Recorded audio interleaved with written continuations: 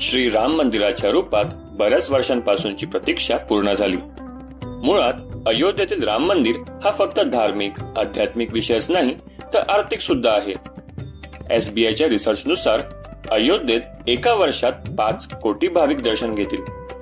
त्यामुळे 2 लाख कोटींपेक्षा जास्तीची उलाढाल होईल.